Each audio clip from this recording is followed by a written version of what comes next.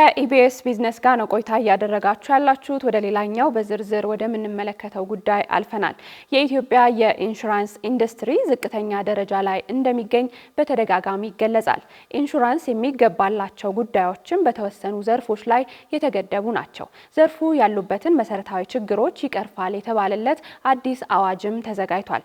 አዲሱ አዋጅ የኢንሹራንስ ዘርፍ ከብሔራዊ ባንክ እንዲወጣና ራሱን በቻለ ባለስልጣን ወይንም ኮሚሽን እንዲተዳደር በተጨማሪም የውጭ ተቋማት እንዲሰማሩ የሚያስችል አሰራሮችን አካቷል። አዲሱን አዋጅ በተመለከተ ከባለሙያ ጋር ቆይታ አድርገናል። እሱን ተከታትለን እንምጣ።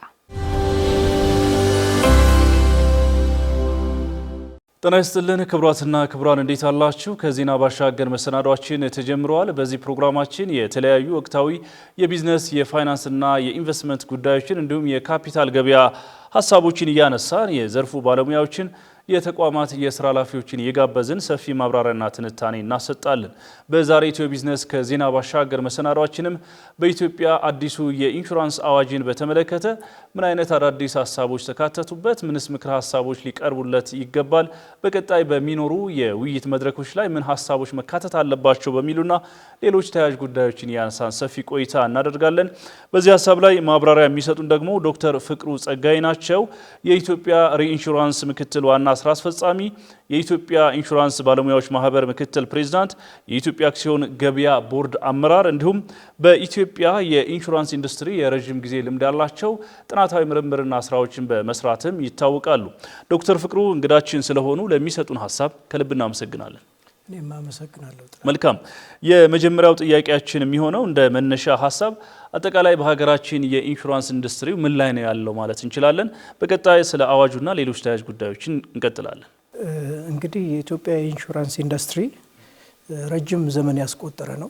ከ120 ዓመት በላይ የቆየ ዘመናዊ የኢንሹራንስ ኢንዱስትሪ ታሪክ አለን። አሁን የደረስንበት ደረጃ ጥሩ ደረጃ ላይ ነው ያለው።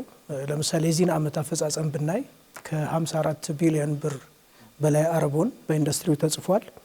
እንደዚሁም ማደግ አለባቸው ብለን የምናስባቸው ለምሳሌ ኢስላሚክ ኢንሹራንስ ተካፉል የምንለው ከ74 በመቶ በላይ እድገት አስመዝግቧል። በቅርቡ የተጀመረ በጣም እድገት እያሳየ ያለው በቅርቡ በጣም አሁን ወደ 10 ኩባንያዎች 9-10 ኩባንያዎች ደርሰዋል። ተካፉል ኢንሹራንስ የሚጽፉ ስናየው በአጭር ጊዜ ውስጥ እድገት እያስመዘገበ የመጣ ዘርፍ ሆኗል። እንደዚሁም በአጠቃላይ ኢንዱስትሪው ከአምና አፈጻጸም ጋር ስናስተያየው ከ32 በመቶ በላይ እድገት አስመዝግቧል። እነዚህ እንግዲህ በግርድፉ ቁጥሮችን ስናይ ነው። ነገር ግን አንድን ኢንዱስትሪ በትክክል ለመረዳት በጥልቀት መመርመር አለብን፣ ወይም የተለያዩ ማነጻጸሪያ ሀሳቦችን ማንሳት አለብን። ምክንያቱም ምናልባት ዓለም ከደረሰበት በትክክል ዓለም ከደረሰበት አፍሪካ ውስጥ የኢንሹራንስ እድገት ምን ደረጃ ላይ ነው ያለው፣ እንደዚሁ እኛ በምንገኝበት ሆርን ኦፍ አፍሪካ ወይም ኢስት አፍሪካ የምንለው ቦታ ላይ ምን እንገኛለን የሚሉትን ማነጻጸሪያዎችን ስናስቀምጥ ነው በትክክል የኢትዮጵያ ኢንሹራንስ ኢንዱስትሪ እዚህ ጋር ነው ብለን ማየት የምንችለው ማለት ነው። እንደተባለው ከአመት አመት ይር ኦን ይር ቤዝስ እያደገ የአረቦን ጭማሪ እያሳየን የመጣው ነገር ግን አሁንም ቢሆን የኢትዮጵያ ኢንሹራንስ ኢንዱስትሪ የኢንሹራንስ ኢንዱስትሪው ለአገሪቷ ጂዲፒ ያለው ኮንትሪቢዩሽን ብለን ብናይ ፔኔትሬሽን ይባላል። ይሄ በእንግሊዝኛ ብናይ አሁንም 0.27 እስከ 0.3 በመቶ ብቻ ነው። ከ1%ም ከ0.5 በታች ነው። ይሄ ማለት ይሄ ቁጥር በዓለም አቀፍ ደረጃ አቨሬጁ 7% ነው። የአፍሪካ አቨሬጅን እንኳን ብንወስድ ከ3 በመቶ በላይ ነው። ስለዚህ ይሄ አንድ እድገት የሚያስፈልገው መሆኑን ያሳያል። ሌላው መለኪያ ደግሞ ኢንሹራንስ የነፍስ ወከፍ ገቢ የሚባል አለ። የኢንሹራንስ ኢንዱስትሪው የጻፈው አረቦን ለህዝብ ቁጥር በማነጻጸር የሚገኝ ነው። የኢንሹራንስ ዴንሲቲ ይባላል። ይሄ ራሱ በነፍስ ወከፍ የሰው የኢንሹራንስ የመጠቀምን አቅም የሚያሳይ ነው። ይሄም እንደዚሁም $2 በታች ነው። ይሄ ቁጥር በጎረቤታችን ኬንያ $40 በላይ ይሆናል። እንደ ደቡብ አፍሪካ አይነት ደግሞ ትልቅ ደረጃ ላይ በአፍሪካ ውስጥ የደረሱ $800 በላይ የሚሆን ነው። ምናልባት ከዚህ ጋር በተገናኘ ለዚህ አፈጻጸም ማነስ እንደ የካምፓኒዎቹም ራሳቸውን የቻለ ውስንነት ያለ ይመስለኛል። ተወዳዳሪነት ያለው ፕሮዳክት ይዞ መምጣት፣ አማራጭ ፕሮዳክት ማስተዋወቅ፣ አዳዲስ አሰራሮችን ተመሳሳይ ከሆኑ የኢንሹራንስ አገልግሎቶች ባለፈ ያልተነኩ ሴክተሮችን የማየት የመዳሰስ ምናልባት ህጉ ስለሚገድባቸው ነው ወይስ የነሱ ውስንነት ነው ማለት እንችላለን? የኢንሹራንስ ኢንዱስትሪ ኢኮሲስተም ብለን ብናየው አንድ የህግ ማዕቀፍ የምንለው የሬጉሌሽኑ ፓርት አለ። እንደዚሁም ደግሞ ከሰፕላይ ሳይድ ብናየው ሰፕላይ ሳይድ ፋክተር የምንወስደው ኢንሹራንስ ኩባንያዎቹን ነው።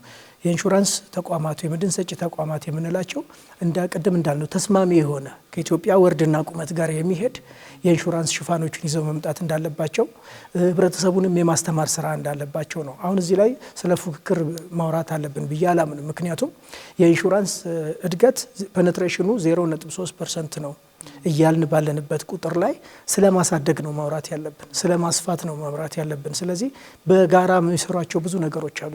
ለምሳሌ ስለ ኢንሹራንስ ማስተማር የአንድ ኩባንያ ስራ ብቻ አይደለም። በማህበራቸው ሊሆን ይችላል፣ በመድን ሰጪዎች ማህበር ሊሆን ይችላል፣ በኢንሹራንስ ባለሙያዎች ማህበር በኩል ሊሆን ይችላል። የተለያዩ የሚዲያ ተቋማትን በማሳተፍ እታች ድረስ ህብረተሰቡን የማስተማር ስራ ፉክክር የሚያስፈልገው ኤሪያ አይደለም። ስለዚህ በጋራ እንደዚህ አይነቶችን መስራት አለባቸው። ወደ ዋናው መሰረታዊ ጉዳያችን ለፍና የመድህን አዋጅ በቅርቡ በሚኒስትሮች ምክር ቤት ጸድቆ ወደ ህዝብ ተወካዮች ምክር ቤት ቀርቧል። ያው እኛም ከመጽደቁ በፊት የግድ መወያይ ስላለብንና ምክረ ሀሳቦች በባለሙያዎች መቅረብ ስላለባቸው የሚጠቅሙ ሀሳቦችን መካተት ስላለባቸው ቀጣይም ስለሚተች ማለት ነው።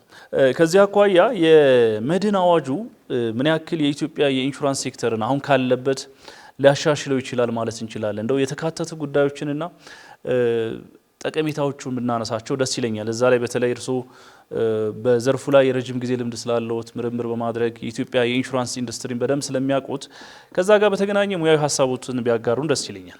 እንግዲህ ቅድም እንዳልነው ነው አንድ የኢንሹራንስ ኢንዱስትሪ እንዲያድግ ኢኮሲስተም ያስፈልገዋል። የመጀመሪያው ደግሞ መደላድል ወይም ፕሌይንግ ፊልዱን የሚያስተካክለው ሬጉሌሽን የምንለው ነው። ኢንሹራንስ ጋር ተያይዞ የወጡ አዋጆች፣ የህግ ማዕቀፎች መስተካከል አለባቸው።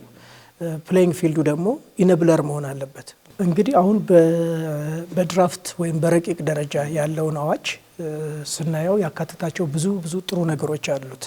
ለምሳሌ ቅድም እንዳልነው የመጀመሪያ የኢንሹራንስ ተቆጣጣሪውን አካል ገለልተኛ የኢንሹራንስ ተቆጣጣሪ አካል ያስፈልጋል የሚለው ለረጅም ዓመታት የኢንሹራንስ ኢንዱስትሪው በማህበሩም በኩል በኢንሹራንስ ባለሙያዎች በኩል ሲጠየቅ የነበረ ነው። ይህንን ምላሽ ሰጥቷል። ከብሔራዊ ባንክ ወጥቶ ራሱን በቻለ ተቆጣጣሪ አካል እንዲተዳደር ማድረግ ምንድነው ዓላማው? ይሄ ኢንሹራንስን ኢንዲፔንደንት ሬጉላቶሪ አካል ማቋቋም ኢትስ ኖት አን ኤንድ ባይ ኢትሰልፍ ኢትስ አ ሚንስ።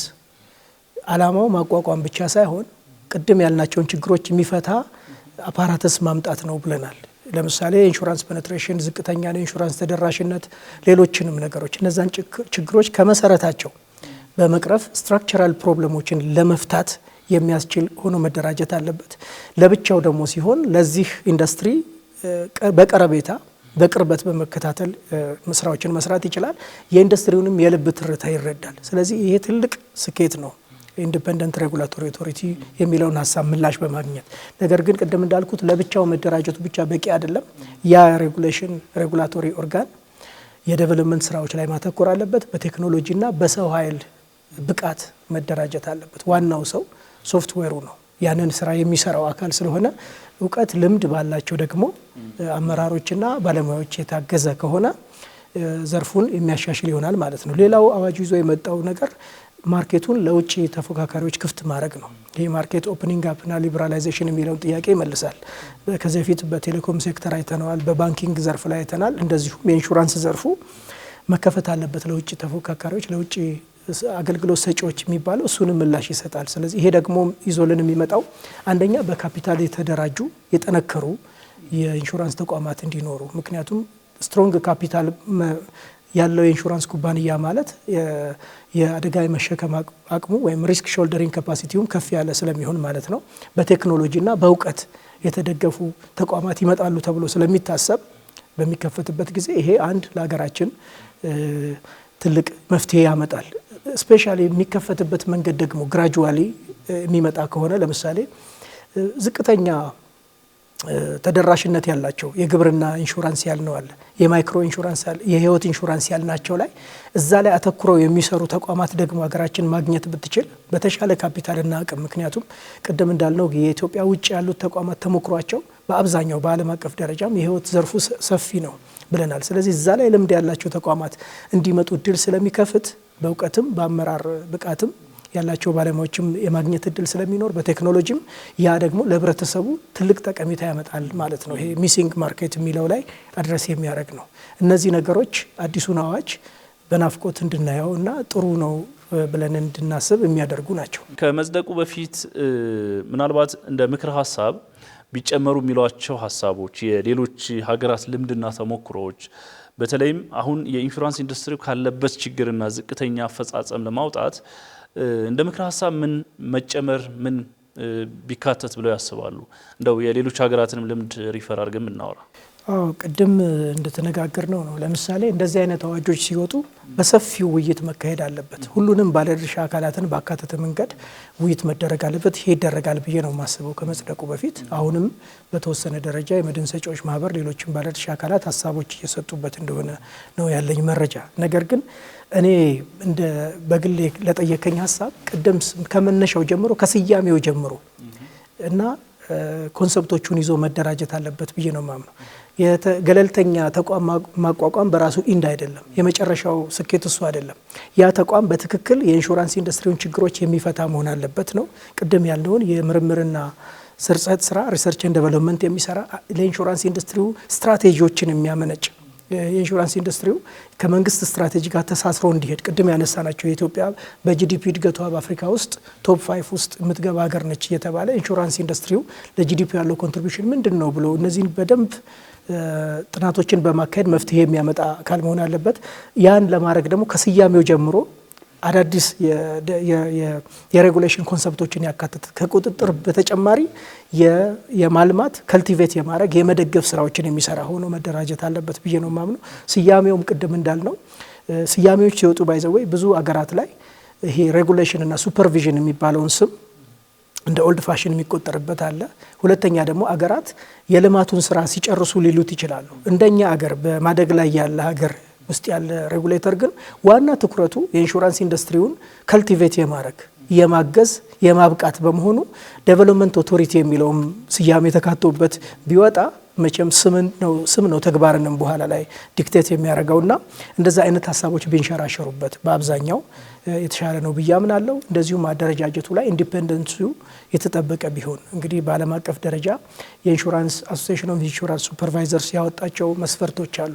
ኮር ኢንሹራንስ ፕሪንሲፕልስ የሚባሉ አሉ። በሬጉሌሽን አንጻር እነዛ ኢንዲፔንደንስ ላይ የተነሱ ሀሳቦች ሪፍሌክትድ የሆኑበት በአንድ ጊዜ ቶታል ኢንዲፔንደንት ይሁን ላንል እንችላለን። ዊ ካን ፎሎ ዘ ቤቢ ስቴፕስ ቤቢ ስቴፕስ ተከትለን ግራጁዋሊ ፌዝ ባይ ፌዝ ያንን ኢንዲፔንደንስ የሚያገኝበት ሁለቱንም ዓለማት ደግሞ ያዋቀር የመንግስትንም ድጋፍ የሚያገኝበት እንደዚሁ ደግሞ ፕራይቬት ሴክተሩ የሚፈልገውንም የሬጉላቶሪ መደላደል መፍጠር በሚያስችል መንገድ በደንብ የፐብሊኩም የፕራይቬት ሴክተሩም ሀሳቦች ያነገበ ጠንካራ ተቋም እንዲሆን ነው ኤክስፔክት የምናደርገው ማለት ነው። እናመሰግናለን ዶክተር። ተመልካቾች በዛሬ ኢትዮ ቢዝነስ ፕሮግራማችን ከዜና ባሻገር መሰናዷችን በኢትዮጵያ ስለ አዲሱ የኢንሹራንስ አዋጅን በተመለከተ ምን አይነት ጉዳዮች ተካተውበታል፣ በቀጣይስ በሚኖሩ ምክረ ሀሳቦች ላይ ምን አይነት ሀሳቦች መካተት አለባቸው በሚሉና ሌሎች ተያያዥ ጉዳዮችን አነሳን። በዚህ ሀሳብ ላይ ሰፊ ማብራሪያ የሰጡን ደግሞ ዶክተር ፍቅሩ ጸጋይ ነበሩ። ለሰጡን ሀሳብ በድጋሚ ከልብ እናመሰግናለን። እኔም በጣም አመሰግናለሁ ጥላው። በዛሬ የሐሙስ የኢቢኤስ ቢዝነስ ፕሮግራማችን የተለያዩ ወቅታዊ የቢዝነስ ጥንቅሮችን አሰናዳን ወደ ተመልካቾቻችን ማድረስን። በዋናነት ደግሞ የአውትሶርሲንግ ቢዝነስን የተመለከተ ጉዳይ አዘጋጅተን ነበር። ይህ ቢዝነስ በመላ ዓለም ኢትዮጵያውያን ወጣቶች እዚህ ባሉበት ሆነው ቢዝነስ መስራት የሚያስችላቸው እንደሆነ ይታወቃል። ባልደረባችን ልዑል አለማየሁ በዚህ ጉዳይ ላይ ከባለሙያ ጋር ቆይታ አድርጎ ነበር። በተጨማሪም የኢንሹራንስ ኢንዱስትሪውን አንስተህ ከባለሙያ ጋር ቆይታ አድርገህ ነበር። በተለይም ደግሞ አዲሱ አዋጅ በኢንሹራንስ ኢንዱስትሪ ውስጥ ምን አይነት ለውጦችን ይዞ ይመጣል፣ ያሉትንስ ችግሮች ምን ያህል ይፈታል የሚሉትን ሀሳቦች አንስተን ወደ ተመልካቾች አደረስን። ተመልካቾቻችን በቀጣይም የተለያዩ የቢዝነስ መረጃዎቻችን ይዘን ወደ እናንተ እንመለሳለን። ቃል ኪዳን ታደሰና ጥላሁን አያሌው አብረናችሁ ቆየን። ሰላም ቆየን።